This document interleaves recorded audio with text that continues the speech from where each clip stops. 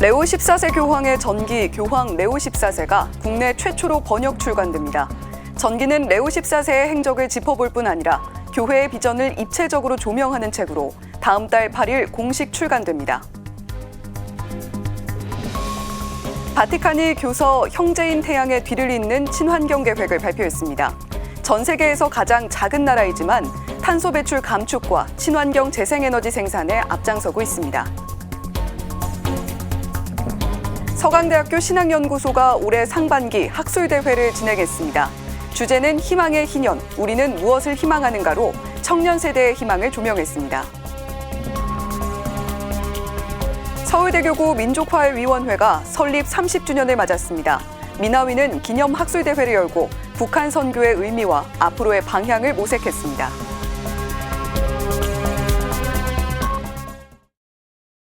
시청자 여러분 안녕하십니까? CPBC 뉴스플러스입니다. 교황 레오 14세의 전기가 다음 달 8일 국내 최초로 출간됩니다. 새 교황에 대한 첫 전기인 만큼 교회의 방향을 가늠하는 지침서가 될 전망입니다. 김혜영 기자가 전해드립니다. 최초의 미국 출신 교황, 최초의 성 아우구스티노 수도회 출신 교황, 페루 빈민가의 성자, 교황 레오 14세를 칭하는 표현들입니다. 유력 후보로 거론되지 않았지만 깜짝 후보로 선출된 교황 레오 14세는 어떤 인물일까? 가톨릭 출판사가 국내 최초로 교황 전기를 출간한 것도 이런 이유에서입니다. 전기엔 레오 14세의 어린 시절부터 성직자로서의 사모여정, 교황 선출 후 행보, 향후 행보 예측까지 폭넓고 깊이 있게 담겼습니다. 지필은 교황 전문 저널리스트인 도메니코 아가소가 맡았습니다. 그리고 프란치스코 교황의 자서전 희망을 번역했던 서울대교구 홍보위원회 이재협 신부를 비롯해 김호열 신부, 이창옥 번역가, 가비노김 작가 등 바티칸 뉴스 한국어 번역팀이 번역을 맡았습니다. 추천사는 서울대교구장 정순택 대주교가 썼습니다. 이 책은 단순한 전기 이상의 의미가 있습니다. 가톨릭 출판사는 교회의 현재와 미래를 짚어보고 레오 14세 교황의 영적 기반과 선교 경험, 교회 리더십에 담긴 비전을 입체적으로 조명한 책이라고 설명했습니다. 이 책에는 이제 레오 14세 교황님이 그동안 어떻게 삶을 살아오셨는지 그런 다양한 이야기를 소개하고 있어서 새 교황님이 앞으로 어떤 식으로 우리 교회를 이끌어갈지 궁금하신 분들이라면 이 책 함께 읽어보시고 교황님과 함께 새로운 희망을 꿈꿔볼 수 있을 것 같습니다.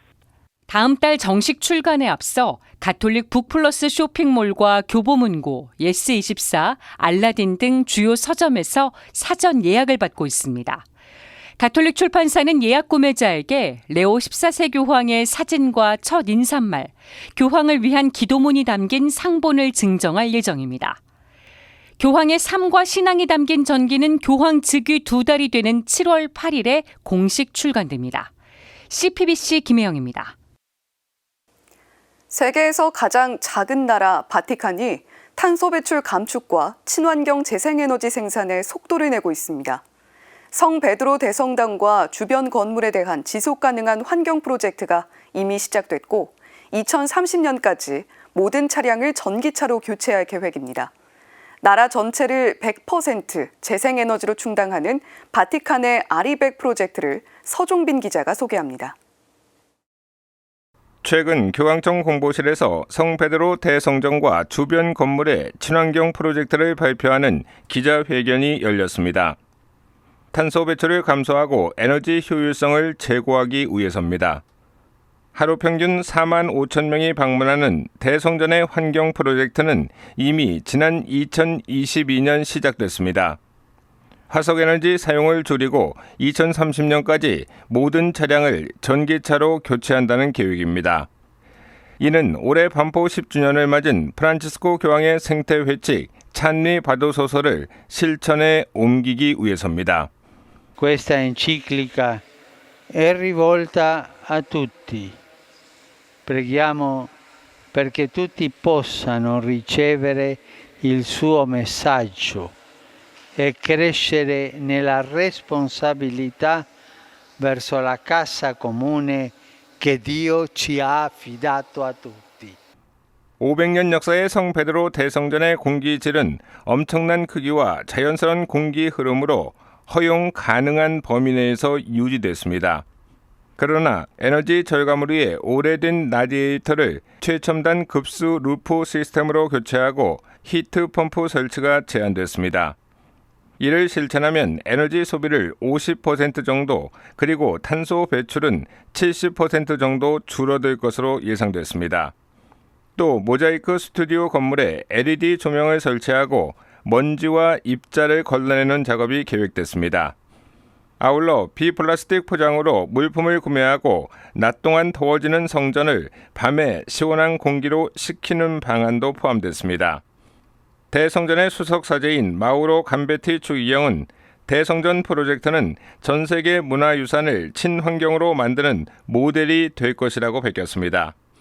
이를 위해 바티칸은 친환경 재생에너지 생산과 공급에 속도를 내고 있습니다.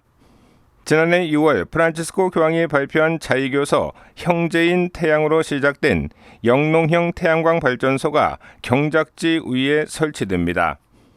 태양광 패널은 로마 북서쪽 바티칸 라디오 송신 시설이 있는 산타 마리아 갈레리아 부지 424헥타르입니다. 이렇게 되면 바티칸 시국은 알리 100, 즉 100% 재생에너지로 운영되는 세계에서 8번째 국가가 됩니다. 바티칸은 이미 2008년 바오로 6세 홀 지붕에 태양광 패널을 설치했고 지난해 12월에는 바티칸 박물관 코라체 정원 안뜰에도 패널을 설치했습니다. 바티칸은 2022년 UN 기후변화 협약에 가입했으며 2050년까지 탄소 순배출량을 0으로 만드는 탄소 중립을 실현하겠다고 천명한 바 있습니다. CPBC 서종빈입니다. 여러분은 무엇을 희망하며 희년을 지내고 계신가요? 이런 물음을 주제로 교회와 세상의 관계를 성찰하고 희년의 정신을 새롭게 하는 학술대회가 열렸습니다. 우리 시대의 청년들의 희망을 모색하는 발표와 논평도 이어졌는데요. 윤재선 기자가 보도합니다. 희망의 희년, 우리는 무엇을 희망하는가? 서강대학교 신학연구소가 마련한 올해 상반기 학술대회 주제입니다. 청년들의 희망을 다룬 발표는 현실적인 질문으로부터 시작됐습니다. 희망찬 미래를 위해 갓생을 실천하는 청년들은 어디를 향하고 있을까요? 유정홍 교수는 프란치스코 교황이 선포한 희년 칙서를 직접 인용하면서 잘못된 교육 시스템과 사회 구조적 문제가 청년들이 희망하는 삶을 방해하고 있다고 짚었습니다. 경쟁 위주의 사회와 승자 독식 체제, 불확실하고 보장되지 않는 미래, 사회 전반에서 드러나는 버리는 문화의 풍토는 청년들이 현실적인 전망이 없는 삶을 살아가게 한다고 진단했습니다. 자기가 쓰레기가 될지도 모른다는 그런 불안감, 진짜 불안정의 노예다. 이런 답변도 많이 있습니다. 이처럼 부조리한 현실 속에서 청년들은 성과를 내야 하는 주체로 내몰려 역설적으로 스스로를 파괴하는 죽음의 충동에 빠져들고 있다고 우려했습니다. 급변하는 인터넷 환경과 빅데이터 기술은 인류 문명이 겪어보지 못한 매우 낯선 경험과 공포로 청년들을 몰아넣고 있다고 봤습니다. 그럼에도 보이지 않는 희망을 긍정하면서 한국 사회와 교회를 비판적으로 성찰하는 청년들도 있다며 청년들의 대화를 소개했습니다. 가짜 뉴스가 진실을 위협하고 알고리즘이 차유와 혐오를 증폭하는 시대 속에서 희망이란 주어지는 것이 아니라 우리가 함께 만들어가는 것임을 확인했습니다. 한국 교회를 향해선 우울하고 무기력한 청년들에게 희망의 징표가 되지 못하고 있다고 안타까움을 드러내며 한 청년의 비판적 목소리를 전했습니다. 성당 안에서 뭔가를 하기보다도 교회 밖에서 많은 청년을 만나고 교회의 장벽을 낮춰야 한다고 생각합니다. 우리끼리 잘 살면 아무 의미가 없는 거잖아요. 그러면서 청년들이 희망의 순례자로 살아갈 수 있도록 교회가 길잡이 역할을 해야 한다고 요청했습니다. 논평에 나선 이진옥 선임연구원은 청년이 희망하는 사회와 교회를 만드는 데는 교회와 사회의 역할뿐 아니라 신앙인 모두의 역할이 중요하다고 밝혔습니다. 희망이 그 어느 때보다 절실하게 요구되는 오늘입니다. 그 희망을 이루기 위해서는 청년 한 명의 노력으로는 어렵습니다. 결국 모두가 함께 연대하고 동참할 때 가능한 일입니다. 한편 교황청 성직자부 장관 유흥식 추기경은 영상 메시지를 보내 이번 학술대회 개최를 축하했습니다. 우리 모두가 프란스 교황님을 닮은 작은 프란치스코가 되는 것이 바로 프란스 교황님께서 하늘에서 또 성령께서 우리들에게 원하시는 일이라고 생각이 듭니다.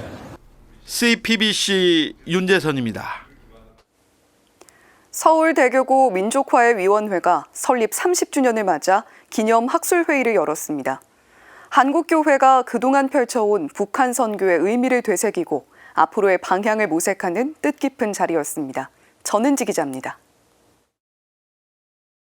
지금으로부터 30년 전 광복 50주년을 맞아 민족의 평화와 화해를 이루지 못한 현실을 성찰하며 출범한 서울대교구 민족화해위원회. 서울대교구 민화위는 예측할 수 없는 남북관계 속에서도 기도와 나눔을 기반으로 한 통일 사목을 실천했습니다. 30년 활동을 돌아보면요, 많은 것들을 사실 했습니다. 특히 지속적인 미사를 하고 관심을 가져왔다라는 것 굉장히 소중하다고 보고요. 또 북향민에 대한 관심도 여러 가지 다양한 프로그램으로 운영하려고 했다고 볼 수 있고요. 하지만 그 사이 남북관계는 협력과 갈등을 오가면서 더욱 복잡해졌습니다. 남북관계가 좋았다고 평가되는 김대중 정부 시절에도 서해교전이 발생하는 등 남북으로선 신뢰보다는 불신이 더 만연해졌다는 게 전문가들의 분석입니다. 정부가 남북관계를 좋게 하든 나쁘게 하든 간에 남북관계는 그것과 관계없이 좋은 일과 나쁜 일이 같이 일어난다. 이게 이제 또 하나의 경향인 것 같습니다. 최근엔 북한이 독자적인 자립 방법을 모색하고 더는 남한을 관심에 두지 않는 것도 남북관계 전망을 어둡게 하고 있습니다. 남북관계에 의존하지 않고도 국제적으로 하나의 신냉전 국제질서 속에서의 지위를 향상시켜 나갈 수 있는 자신감을 가진 것으로 봅니다.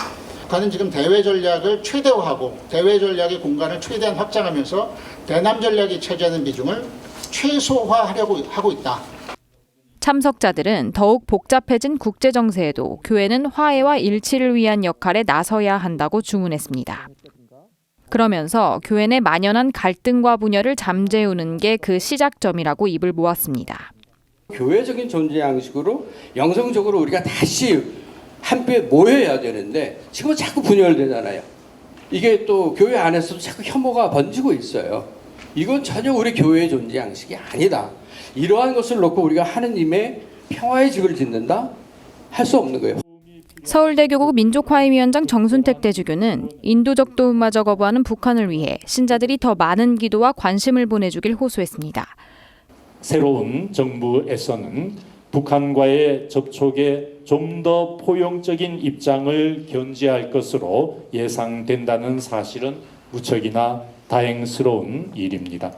그럼에도 불구하고 지원과 교류를 위해서는 북한의 문을 여는 작업은 당분간 쉽지는 않을 것으로 예상되고 있어서 교회 안팎의 많은 분들에게 기도와 지혜를 청하고자 합니다. CPBC 전은지입니다.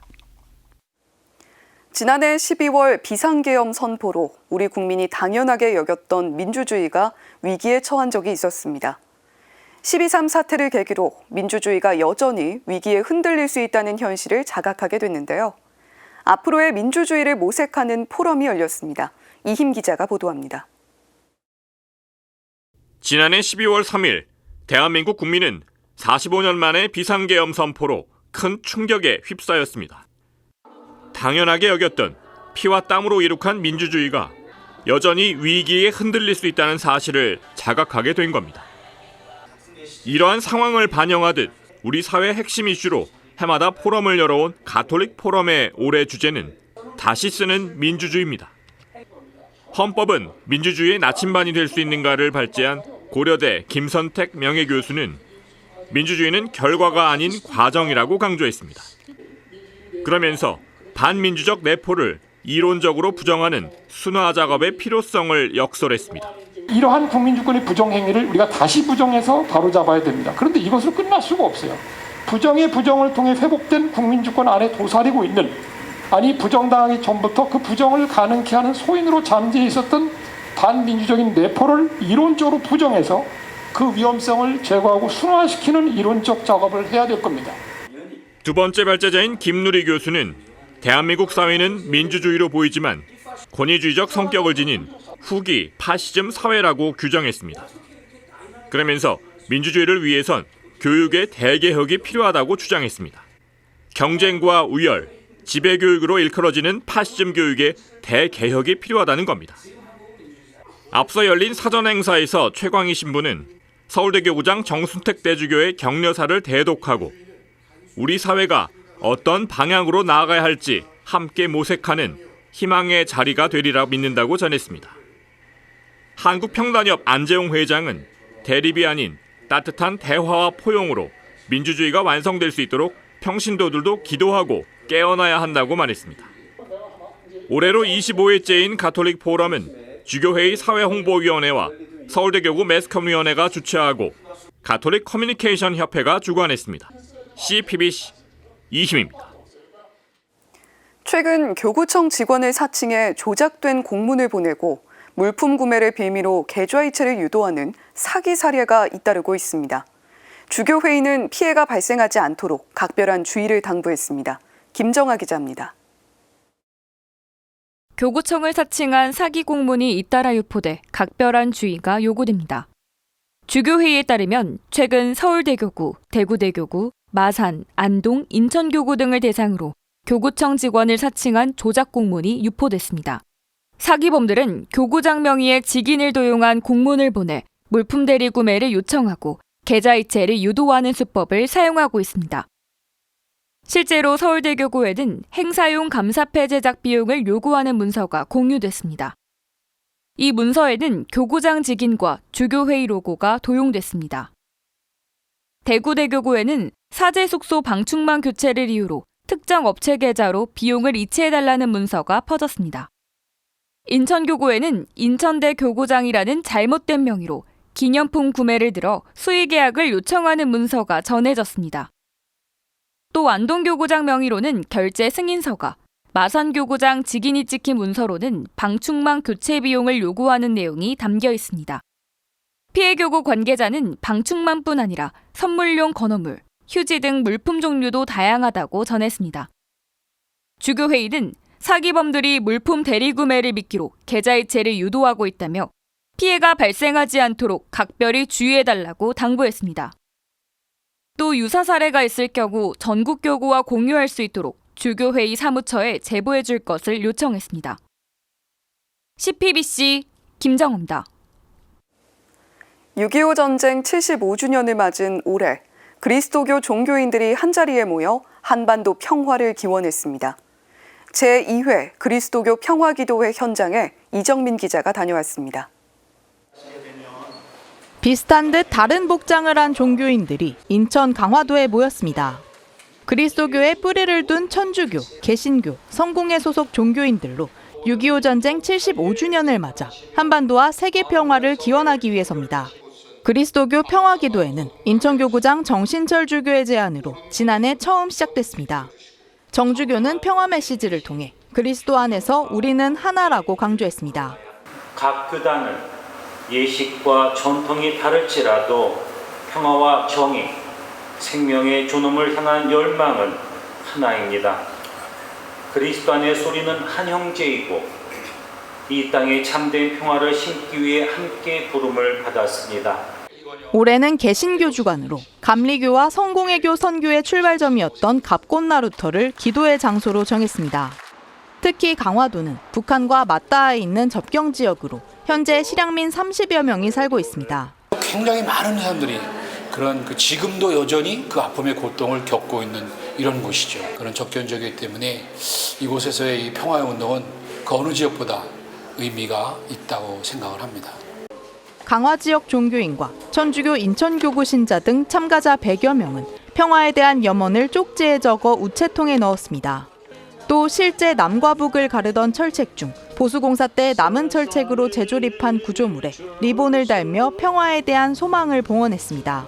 그동안 서로를 이해하지 못했던 면도 종교가 다르다 보니까 그러나 이제는 우리가 같이 모여서 기도를 시작하니까 마음이 하나 되고 또 뜻이 하나 될 수 있었습니다. 정신철 주교는 힘에 의한 평화는 결코 이루어질 수 없다고 강조했습니다. 무기나 전쟁 이것이 평화를 위한 도구가 아니라 진정한 평화는 우리 각자가 마음속에 갖고 있는 그런 선을 향한 지향점이 모여서 평화의 문화를 만드는 데서부터 모든 것이 시작이 된다고 봅니다. 표현은 다르지만 같은 그리스도교를 믿는 마음과 평화를 기원하는 마음은 한결같았습니다. CPBC 이정민입니다. CPBC를 비롯한 종교방송사 4개사 사장단은 지난 26일 종교방송사 정책제안서 서명식을 가졌습니다. 서울 여의도의 한 음식점에서 오찬 간담회와 함께 열린 정책제안서 서명식에서 종교방송사 사장단은 정부의 종교방송에 대한 공적 지원 등을 요구했습니다.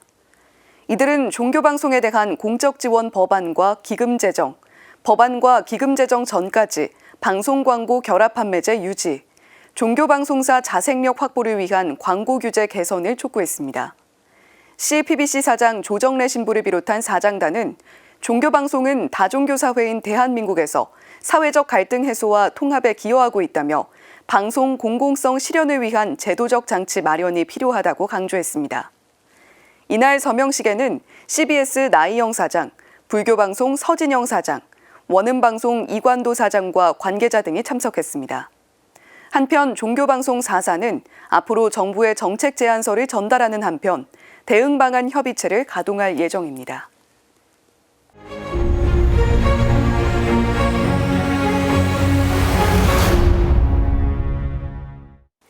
새 정부의 첫 조각 인사가 나왔습니다.